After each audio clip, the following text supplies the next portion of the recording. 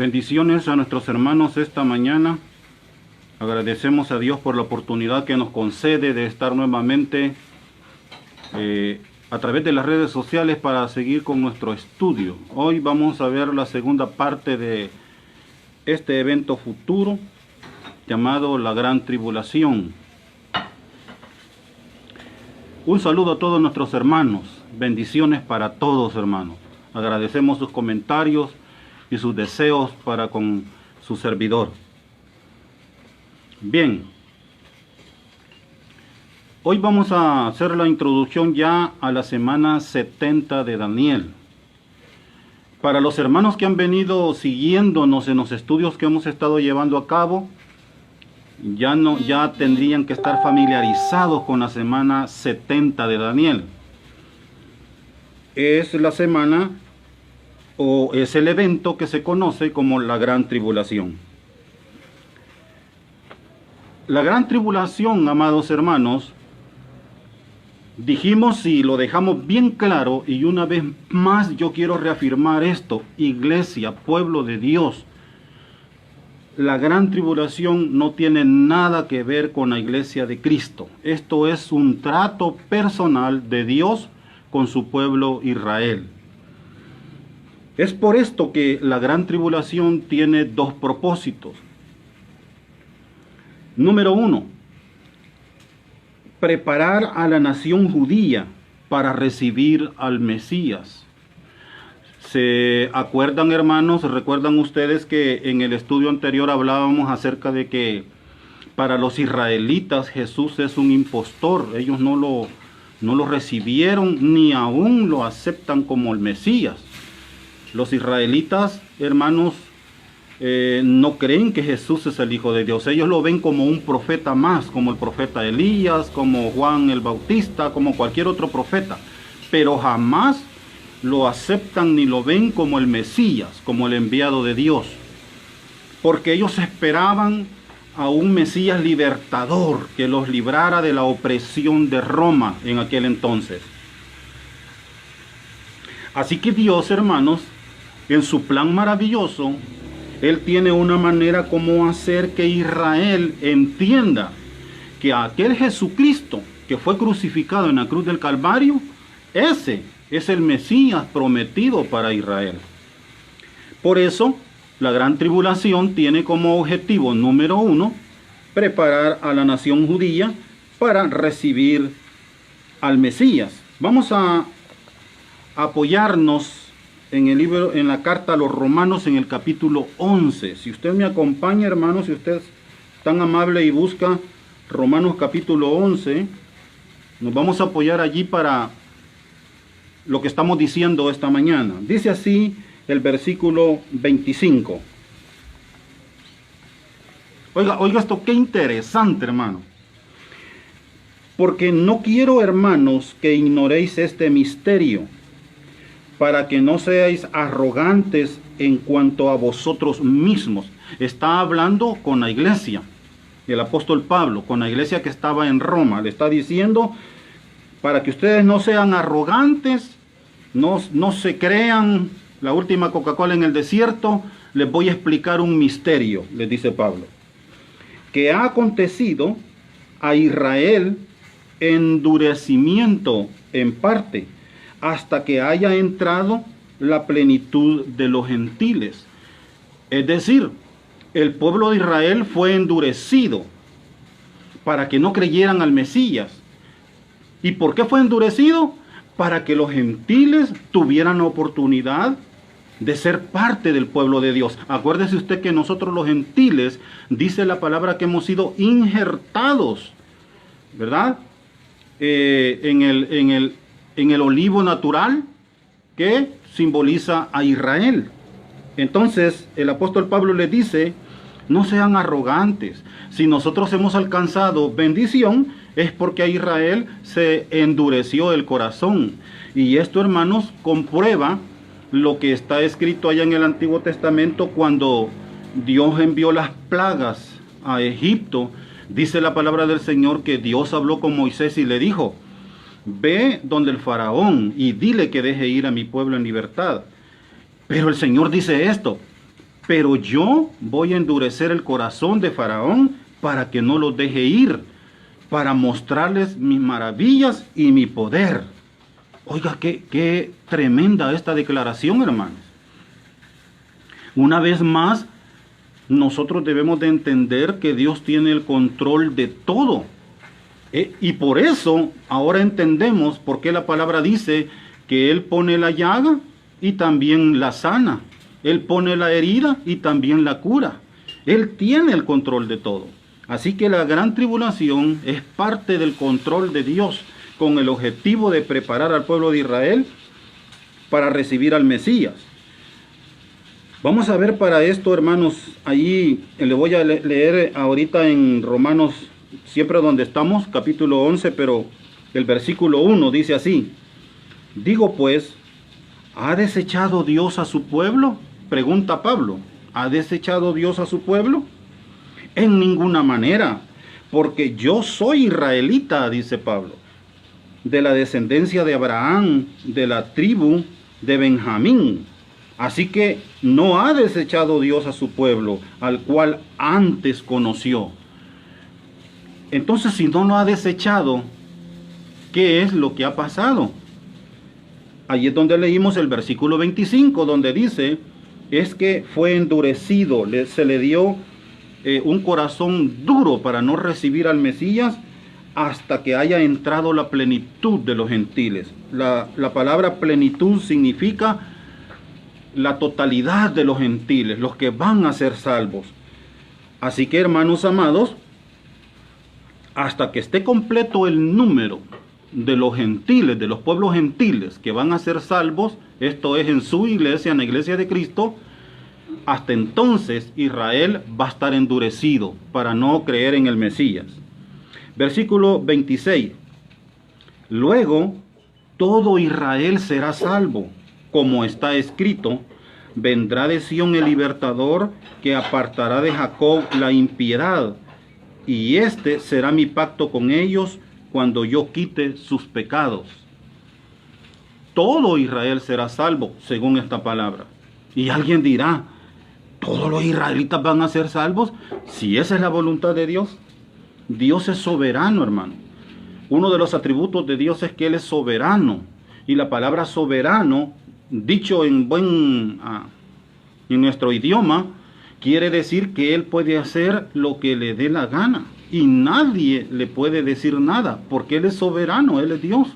Así que si a Él le place abrir una brecha para que los gentiles se salven, y después de eso salvar a todo Israel, esa es la voluntad de Dios. ¿Y qué podemos hacer nosotros ante eso? Bendito sea el nombre de Dios. Así que nos sigue diciendo la palabra del Señor, hablando de Israel. Así que en cuanto al evangelio, son enemigos por causa de vosotros. O sea, Israel son enemigos del evangelio porque ellos no creen que Jesús es el Mesías. Pero en cuanto a la elección, son amados por causa de los padres, dice. O sea, de los padres de la nación de Israel, llámese Abraham, Isaac, ¿verdad? Los padres, los patriarcas, a causa de los patriarcas, son amados. Aunque por el evangelio son enemigos nuestros porque pues ellos no creen que Jesús es el Mesías. Ahora, hermanos amados, versículo 30. Pues como vosotros también en otro tiempo, de usted y de mí. Se fue un momento la luz, hermanos, pero continuamos. Comienzo a leer nuevamente. Versículo 30. Pues como vosotros también en otro tiempo erais desobedientes a Dios, pero ahora habéis alcanzado misericordia por la desobediencia de ellos. Esto se entiende, ¿verdad? Nosotros éramos desobedientes a Dios, pero alcanzamos misericordia por la desobediencia de Israel. O sea, al ellos rechazar al Mesías, se nos dio la oportunidad a nosotros que nosotros sí lo recibiéramos. Sigue diciendo el versículo 31. Así también, Estos ahora, o sea, hablando de Israel, han sido desobedientes, para que por la misericordia concedida a vosotros, ellos también alcancen misericordia. Aleluya. Qué interesante esto, ¿verdad, hermano? Primero Dios sujetó en desobediencia a Israel para dar la oportunidad a los gentiles que creyeran en él. Ahora que él ya formó el pueblo santo, agradable a Dios, la iglesia, su novia, su esposa, dice aquí el versículo, si tuvo misericordia de ustedes, que eran un pueblo gentil, ¿cómo no va a tener misericordia de Israel, que es el pueblo escogido por Dios?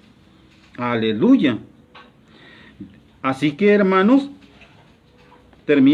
vamos a irnos de una vez al versículo 36, donde dice, porque de Él, y por Él, y para Él, son todas las cosas. A Él sea la gloria por los siglos. Amén. Aleluya. Así es que, hermanos, es por Él, para Él, que son todas las cosas. Dios tiene el control de todo. Así que en la gran tribulación, hermanos, lo que Dios va a hacer es que el pueblo de Israel se vuelva a Él. Hay allí, hermanos,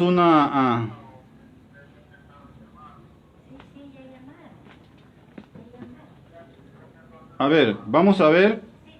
Este es el primer objetivo, entonces, hermanos, de la gran tribulación. Ahora, ¿cuál es el segundo objetivo de la gran tribulación? Quiero que me acompañe, hermanos, allí a Apocalipsis 3:10. Dice así la palabra de Dios en Apocalipsis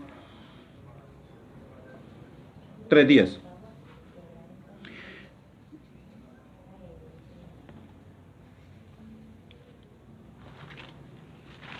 Aleluya. Por cuanto has guardado la palabra de mi paciencia, yo también te guardaré de la hora de la prueba que ha de venir sobre el mundo entero, para probar a los que moran sobre la tierra. Aquí está hablando de la gran tribulación. Y en la carta que el Señor escribiera a la iglesia de Filadelfia, le está diciendo, yo te voy a guardar a ti de la hora de la prueba que viene al mundo entero. ¿Y para qué viene esa hora de la prueba? Para probar, dice, a los que moran en la tierra. Así que, hermanos, el segundo objetivo de la gran tribulación es derramar juicio sobre los hombres y las naciones incrédulas, aquellos que rechazaron la salvación, el sacrificio de Cristo en la cruz del Calvario.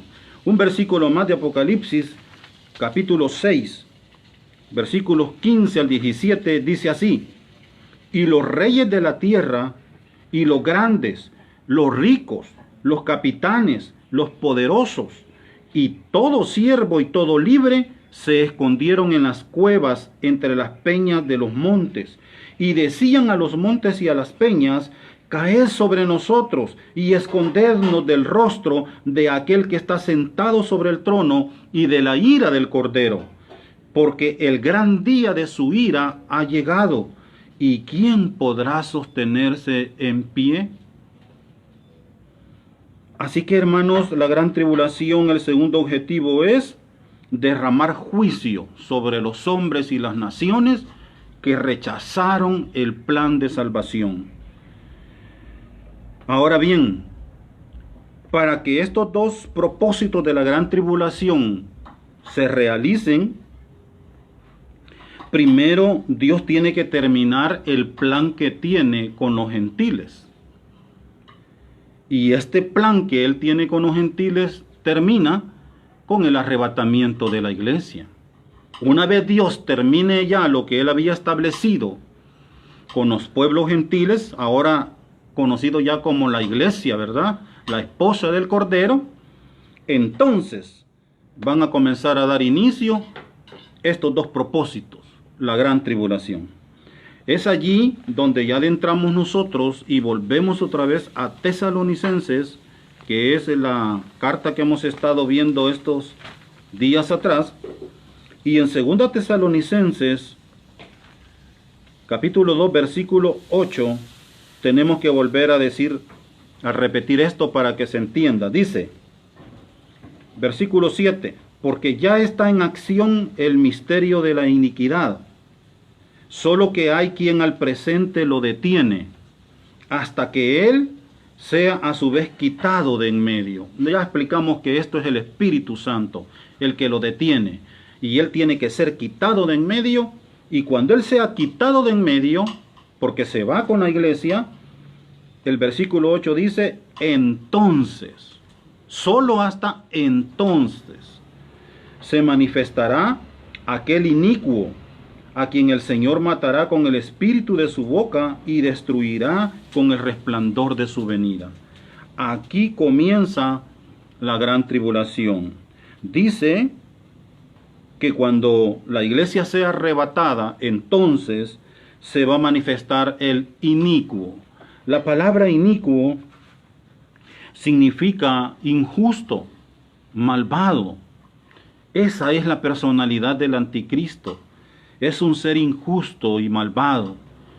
Está lleno de maldad.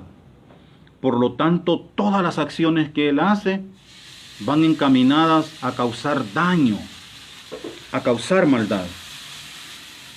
Y nos sigue diciendo la palabra del Señor en el versículo 9, la otra característica del anticristo. Dice, inicuo, cuyo advenimiento es por obra de Satanás. O sea, que el anticristo es obra de Satanás. Tiene el respaldo de Satanás. Esto, hermanos, vamos a leer ahí en Apocalipsis capítulo 13. En el versículo 2 dice la palabra del Señor así. Y la bestia que vi era semejante a un leopardo, y sus pies como de oso, y su boca como boca de león. Y el dragón le dio su poder y su trono y grande autoridad. ¿Quién es el dragón? El dragón es uno de los nombres que se le da a Satanás, a Lucifer, el diablo. Y dice que el dragón le va a dar a esta bestia, que es el otro nombre con que se conoce al anticristo, le va a dar poder, le va a dar trono y le va a dar grande autoridad. Así que el anticristo, cuando él aparece respaldado por el imperio de las tinieblas, por Satanás. Y esto, hermanos amados, no es de extrañar, porque si ustedes recuerdan, cuando Jesús anduvo en su ministerio aquí en la tierra, dice la palabra que fue llevado por el Espíritu al desierto y fue tentado por Satanás. ¿Y qué fue lo que Satanás le ofreció a Jesús? Literalmente dice la Biblia que le dijo que le mostró todos los reinos del mundo y le mostró la gloria de los reinos del mundo. Y le dijo a Jesús, todo esto te daré si postrado me adorares. Y no estaba mintiendo. Jesús no le dijo, no le contestó, eres un mentiroso, porque es cierto, los reinos de este mundo, las riquezas de este mundo le pertenecen a Satanás. Él es el que controla las naciones. Por eso es que hay tanta maldad en el mundo. Por eso es que usted ve que en las leyes de los países, de los gobiernos más poderosos, hermano, se dictan leyes contra la moral y contra los mandamientos de Dios. Porque el que gobierna es Satanás. A él se le conoce como el Dios de este siglo. Así lo describe la Biblia. A él se le conoce como el príncipe de este mundo. Es decir, un príncipe es alguien que gobierna. Un príncipe es alguien que tiene autoridad, que tiene poder. Y esta autoridad, y este poder, y este gobierno, y este reino, y la gloria de este mundo, es la que le va a entregar Satanás al anticristo, para que él pueda gobernar y llevar a cabo el propósito que ellos han confabulado en el mismo infierno. Por eso dice ahí el versículo donde estamos leyendo en Tesalonicenses, 2 Tesalonicenses capítulo 2, versículo 9, su advenimiento es por obra de Satanás. Y la segunda parte del versículo dice, con gran poder y señales y prodigios mentirosos. Esto también es digno de comentarlo. Con gran poder, con señales y con prodigios mentirosos. En Mateo 24, hermanos, el Señor ya lo había anticipado. Nuestro Señor Jesucristo dice así en Mateo 24, 24. Porque se levantarán falsos cristos y falsos profetas y harán grandes señales y prodigios, de tal manera que engañarán, si fuere posible, aún a los escogidos. ¿Sabe por qué hay que mencionar esto, hermanos? Porque fíjese que allí donde estamos estudiando en 2 Tesalonicenses, el primer versículo que leímos al comenzar este estudio, dice así: porque ya está en acción el misterio de la iniquidad. Ya está en acción el misterio de la iniquidad. El plan de Satanás ya está en acción. Ya se está preparando en el mundo el ambiente para que el anticristo haga su aparición. Pero, ¿cómo, hermanos, se manifiesta este misterio de iniquidad? ¿Cómo es que nosotros lo vemos? ¿Cómo lo conocemos? Póngame mucha atención a esto, hermano. El misterio de iniquidad, todo lo que ha sido planeado, planificado, y que corrompe las buenas costumbres, que se opone a los mandamientos de Dios, ese es el misterio de la iniquidad. Y esto se ve claramente a través de esa filosofía de la liberación, del liberalismo. Hay tres cosas, entre muchas otras, que yo le quiero mencionar de la filosofía de la liberación. Hay muchas otras, pero yo le quiero mencionar tres. El liberalismo, hermanos, enseña y hacen un abuso acerca de la libertad de expresión. Esta filosofía enseña que todos tenemos derecho a expresarnos y a decir lo que pensamos. Y entonces, en nombre de esta filosofía, la gente, hermano, blasfema contra Dios. La gente, hermanos, inventa mentiras. La gente, hermanos, puede ofender, despocritar a quien sea, porque tenemos el derecho de decir lo que pensamos, el derecho de expresión. El mundo está metido en grandes conflictos y problemas precisamente porque le damos rienda suelta a la lengua. Y hasta se inventan dichos como aquel que dice: yo no tengo pelos en la lengua para decir lo que pienso. Pero eso no es otra cosa, hermanos, que rebelión. No es otra cosa, hermanos, que falta de madurez, porque yo debo de aprender a dominar mis miembros, mis deseos, mis impulsos. Lo segundo que hace la filosofía de liberación es, hermano, que proclama la igualdad de género. La igualdad de género quiere decir que tanto hombres como mujeres tienen los mismos derechos y los mismos beneficios. Pero se abusa de esto. De esa igualdad de género es que han salido un montón, hermanos, una gran ramificación de apostasía, de rebelión en contra de los mandamientos de Dios. En nombre de la igualdad de género es que, por ejemplo, las mujeres se les da permiso de abortar. Mire cómo está el mundo, patas arriba. Estamos patas arriba, hermano. Fíjese que se hacen leyes para salvaguardar la vida de los animales. Por ejemplo, tenemos leyes aquí, incluso en nuestro país, en El Salvador, tenemos leyes que salvaguardan la vida de los perros. Si una persona maltrata a un perro, según las leyes que ya están, usted puede irlo a denunciar y ese se hace de una multa, por lo menos, ¿verdad? si no es la cárcel, si lo ha maltratado o lo ha matado al animalito. Pero a la par de que hay leyes para proteger a los animales, animales en peligro de extinción, para la caza de la ballena, hermanos, leyes para proteger a los animales.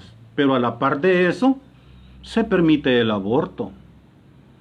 O sea que podemos salvar la vida de los animales, pero podemos matar a un ser humano que está en el vientre de una persona.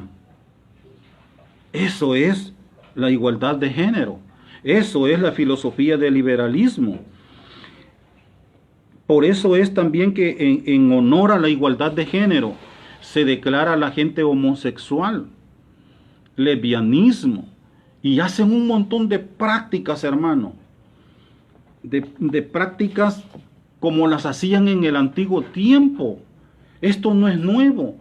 Las orgías sexuales, las desviaciones sexuales. Por eso es que usted encuentra en la Biblia versículos donde el Señor advierte a través de su palabra y dice: maldito todo aquel que se echa con un animal. O sea que ya en el tiempo pues que se escribió la palabra, ya había gente con desviaciones sexuales que tenían relaciones con animales. Y eso hoy en día es más común de lo que usted y yo nos imaginamos. Este es el misterio de la iniquidad. Ya está en acción, ya está contaminando, ha contaminado las esferas de la política. Hermanos, los gobiernos están contaminados con esto. Hoy no es sorpresa que gente que ocupa grandes cargos en los gobiernos, en las asambleas legislativas, senadores, se declaren homosexuales, donde hacen todo tipo de prácticas abominables ante los ojos de Dios. La otra cosa que promueve el liberalismo es la sociedad abierta. La sociedad abierta consiste en tener gobiernos tolerantes que responden a los deseos de la ciudadanía. Y no nos vayamos tan lejos, hermanos. Es por eso que Barack Obama, por ejemplo, cuando estuvo como presidente, emitió una ley donde da permiso que se casen hombres con hombres y mujeres con mujeres. ¿Acaso no está eso en contra del mandamiento de Dios? ¿Acaso no es una rebelión contra la palabra y los estatutos que Dios ha establecido? Este es el misterio de la iniquidad. Pero no solamente eso, hermano. ¿De qué otra manera está operando Satanás ya en el mundo? Es sorprendente esto que le voy a decir. Y yo le insto a usted, hermano, que después de ver este video, y si usted tiene tiempo, se meta a YouTube y busque estos videos de lo que le voy a hablar ahorita. Pero andan circulando en las redes sociales un montón de videos de magos. Magos que hacen cosas portentosas hoy en día. Pero no es casualidad lo que hacen. Tienen un objetivo: degrinar el nombre de nuestro Señor Jesucristo. Sale un video de uno de esos magos que de una cubeta vacía hace que salgan una gran cantidad de peces y lo hace frente a una gran multitud. La gente se asombra porque la cubeta no tiene nada. Salen decenas de peces de allí. Otro mago lo que hace es que camina sobre las aguas de un río, a los ojos de la multitud, en un lugar público, y la gente acude a las orillas, al puente, para tomar los videos asombrados cómo puede caminar sobre las aguas. Hay otro mago, hay muchos, que lo que hacen es levitar, o sea, se levantan en el aire, toman una posición y se levantan en el aire, levitan en el aire. Pero cuando usted los entrevista, cuando ya la prensa los entrevista y les pregunta por qué practican eso, para qué lo hacen, todos llegan a una conclusión. Dicen así: cuando la prensa le dice, Tú eres el mejor mago que ha existido, le dice a ese que hizo salir el montón de peces, ¿verdad? O al que caminó sobre las aguas. Eres el mejor mago que ha existido. ¡Wow! Lo que tú haces nadie lo ha podido hacer. Y dice el hombre bien serio, ¿cómo no? Hay un mago que sí lo hizo mejor que nosotros, o que fue el primero que lo hizo. Y ese mago fue Jesús. Él practicó la magia. Fue ayudado por los espíritus para realizar todos esos milagros, dicen ellos, que Jesús hizo. Entonces, hermano, lo que ellos están tratando de decir es que lo que Jesús hacía era ayudado por los demonios, porque incluso uno de ellos en una entrevista públicamente pone allí las máscaras de los demonios que él explica que le ayudan a él a realizar los números mágicos que él hace en sus presentaciones. Y claramente el hombre dice, el más poderoso de estos espíritus que a mí me ayuda es fulanito de tal, y dice el nombre del demonio, y dice, es un demonio con el que hay que tener cuidado cuando uno trata con él, porque tiene arranques de ira y puede destruir en un momento a quien se le ponga enfrente. Públicamente aceptan que para realizar sus actos de magia son respaldados por un demonio. La gente lo oye, la gente lo ve, pero se queda tranquila. ¿Por qué será? La Biblia tiene la respuesta. La Biblia dice que el Dios de este siglo, Satanás, les ha cegado el entendimiento para que viendo no entiendan y oyendo no comprendan. Démosle gracias a Dios, hermanos, porque el Señor nos liberó de esa ceguera espiritual, de esa sordera espiritual. Y ahora usted y yo sabemos con seguridad lo que se avecina a este mundo. Y sabemos que como iglesia, como pueblo de Dios, nos estamos preparando para partir con Cristo muy pronto. Ahora, me detuve en esto donde dice que el misterio de la iniquidad ya está en acción, porque esto también ha alcanzado las iglesias. Sí, las iglesias evangélicas han sido alcanzadas. Y es allí donde nosotros debemos de tener mucho cuidado, hermanos. Debemos ser cuidadosos a lo que le decimos amén. A mí me causa tristeza cómo las personas repiten todo lo que oyen solo porque alguien lo dijo y se oye muy bonito. Pero uno debe de ser cuidadoso. Fíjese que en la iglesia, por ejemplo, el Señor Jesús nos explica en su palabra que esto todo se ha dado todo el tiempo, porque Satanás siempre trata de imitar a Dios, de imitar los dones incluso del Espíritu Santo. Tanto es así que, por ejemplo, el Espíritu Santo da el don de profecía, pero Satanás lo que da es un espíritu de adivinación. Así que, si alguien adivina lo que me va a pasar a mí pasado mañana, yo tengo que estar seguro que esa persona es Dios quien la usó. ¿Y cómo voy a estar seguro? Viendo su testimonio, viendo el fruto del Espíritu Santo en la vida de él o de ella. Porque si esa persona no tiene el Espíritu de Dios, no tiene el fruto del Espíritu, no tiene don de profecía. Lo que tiene es un espíritu de adivinación. El espíritu de adivinación que tenía aquella mujer que gritaba atrás de Pablo y decía, estos son hijos de Dios, estos son hijos del Altísimo. Y Pablo se volteó y tuvo que reprender el espíritu y salió de ella, dice la palabra. Don de sanidad. El Espíritu Santo reparte dones y uno de ellos es el don de sanidad. Pero también, hermano, Satanás sana.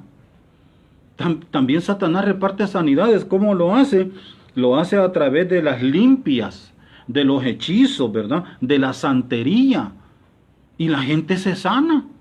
Fíjense que esto es tan tremendo que hoy los hechiceros, los medium, los que practican el vudú, la santería, solo ponen un rótulo ahí en su casita donde dice Centro Espiritual el Hermano Esteban.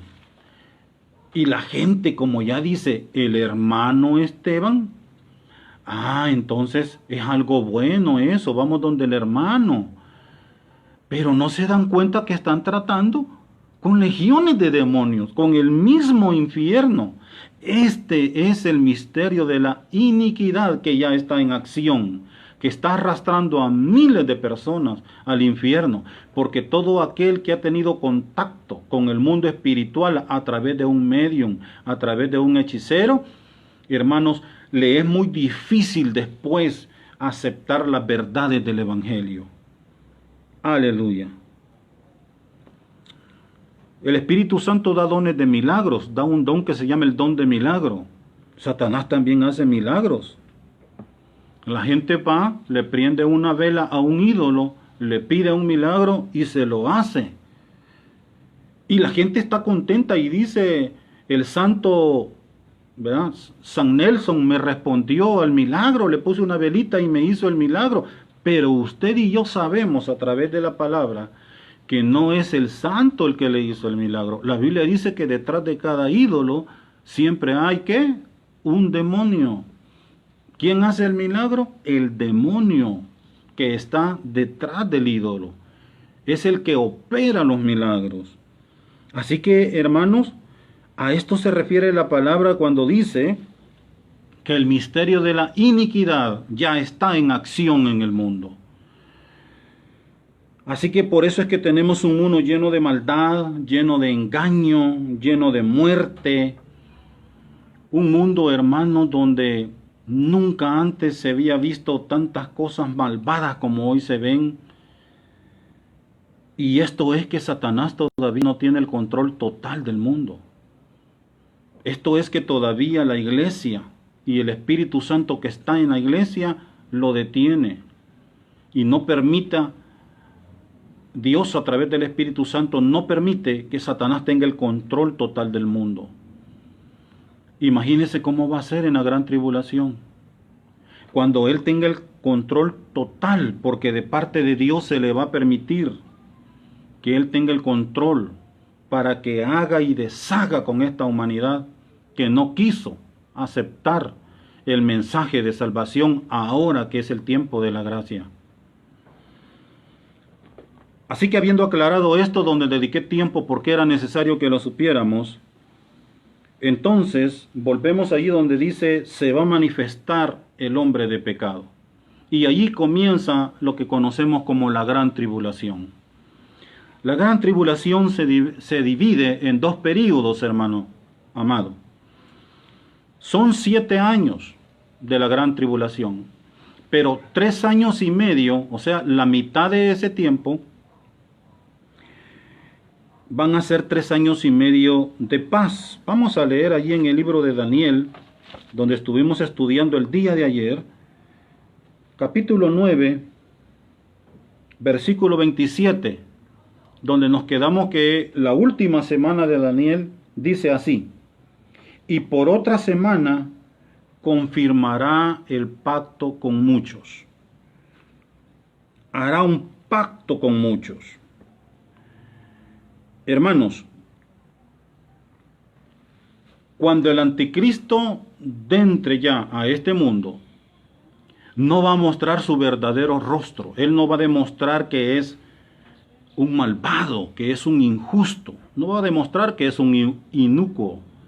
Él se va a mostrar como un hombre de paz.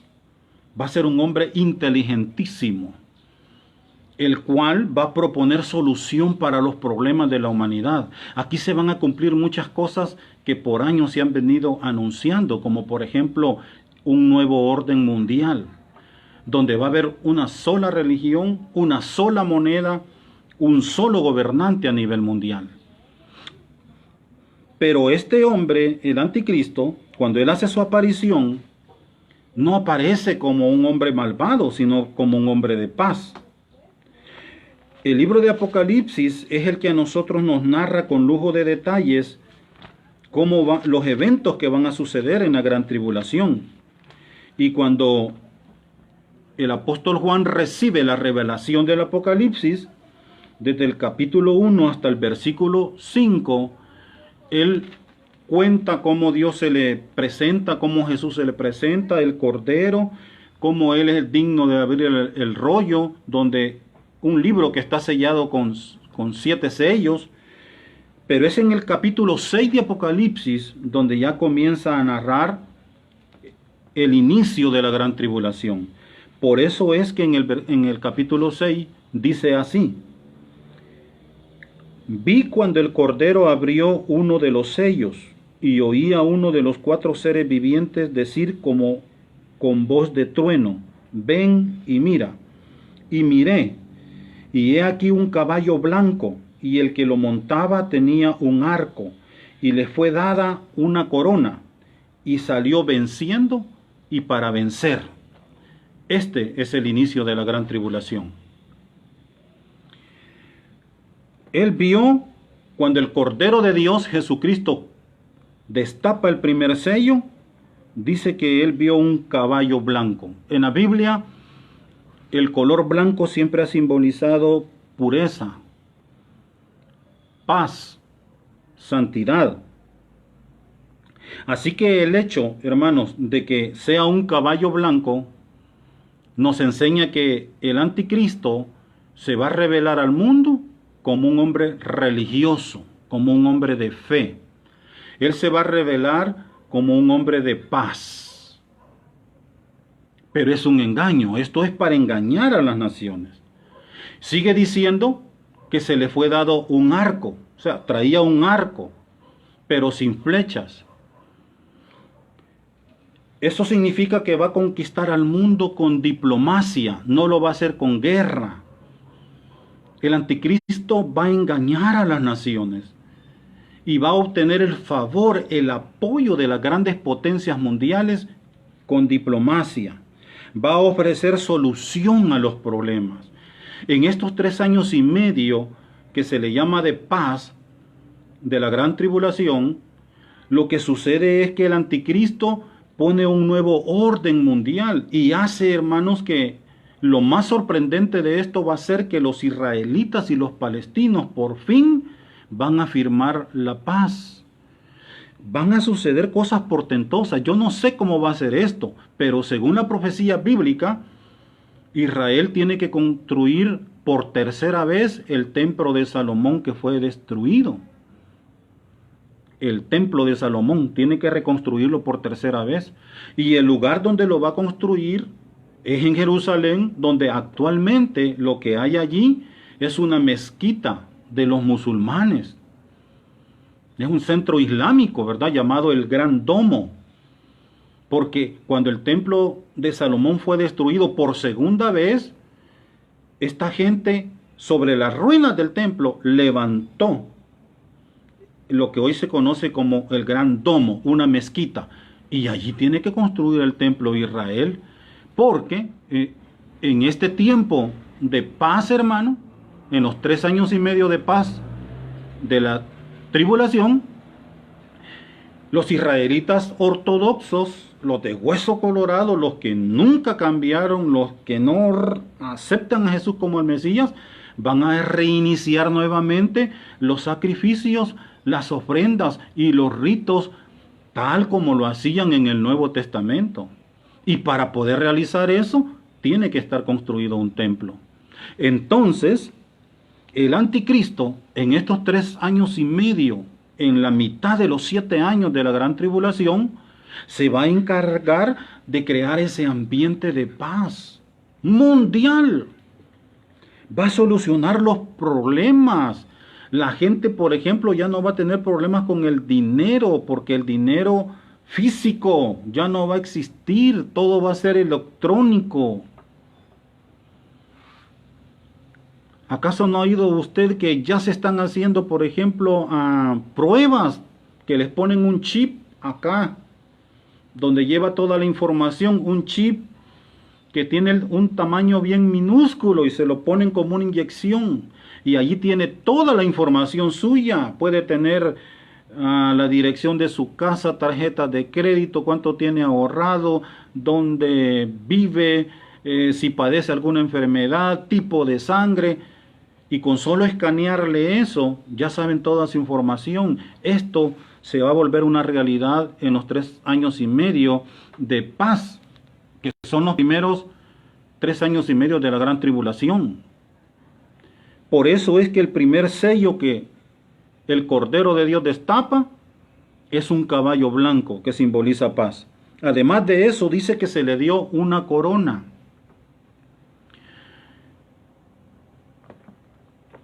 Le fue dada, dice, una corona a este ser. Lo van a nombrar como el líder a nivel mundial. Pero vuelvo a repetir, él va a ganar eso con mucha diplomacia, con mucha inteligencia diabólica, porque él va a tener el respaldo de Satanás. Y Satanás le va a entregar a él todos los reinos, todo el poder y hasta el trono. Ya lo leímos allí en el libro de Apocalipsis. Dice además, salió venciendo y para vencer. Nadie lo va a detener en su propósito. Allí en Apocalipsis 13 se nos menciona esto. En el versículo 4 dice: y adoraron al dragón que había dado autoridad a la bestia. Satanás es el dragón y él le dio autoridad a la bestia. ¿Quién es la bestia? El anticristo. Y adoraron a la bestia, al anticristo, diciendo: ¿quién como la bestia? ¿Quién podrá luchar contra ella? Va a ser un ser que, como dice el libro de Apocalipsis, salió venciendo y para vencer. Nadie va a poder detener esto. ¿Por qué? Porque en el plan divino de Dios le va a conceder estos 7 años para que lleve a cabo lo que nosotros conocemos como la gran tribulación. Es por eso que cuando nosotros volvamos una vez más al libro de Daniel, ¿se acuerdan que les dije que para poder entender el libro de Apocalipsis es necesario leer también Daniel porque están entrelazados? Daniel capítulo 9, el versículo 27 que estamos estudiando dice así: a la mitad de la semana hará cesar el sacrificio y la ofrenda. La palabra profética dice a la mitad de la semana. Semana de años, ya explicamos esto, no semana de días, semana de años. A la mitad de la semana hará cesar el sacrificio y la ofrenda. O sea, después de que él se ganó con diplomacia al mundo, después de que solucionó los problemas del mundo, que haya implementado una paz mundial, los israelitas por primera vez van a firmar la paz con los palestinos. Va a ser creado el tercer templo para que ellos comiencen a ofrecer sacrificios y ofrendas a Jehová. Todo va a parecer maravilloso. Por eso los israelitas van a creer que Él es el Mesías en un inicio.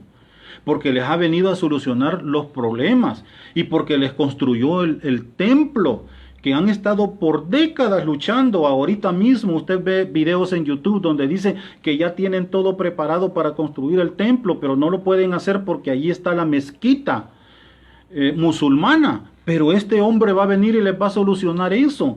Entonces los israelitas van a decir: este era el que estábamos esperando. Y durante 3 años y medio va a haber, hermanos, yo diría, prosperidad mundial. Va a ser un paraíso aquí. La gente va a vivir tranquila, va a tener paz. Pero cuando se cumplan los 3 años y medio, dice la profecía, a mitad de la semana hará cesar el sacrificio y la ofrenda.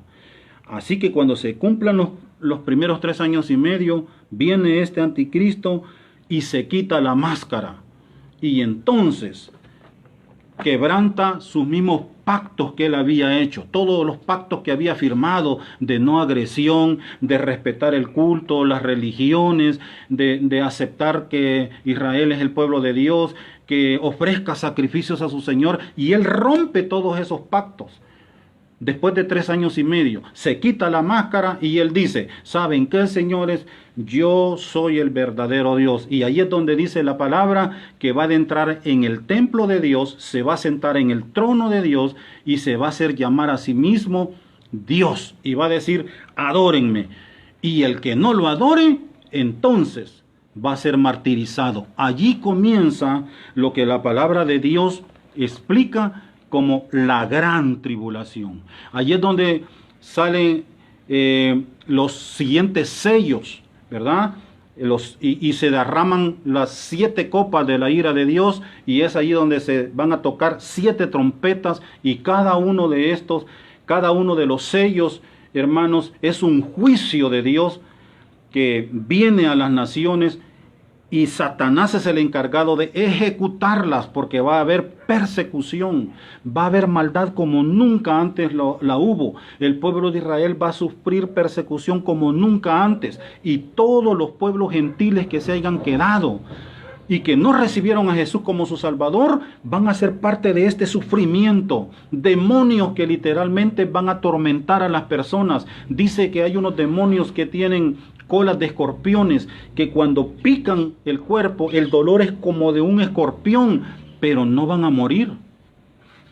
Tremendo, hermano, lo que relata el libro de Apocalipsis.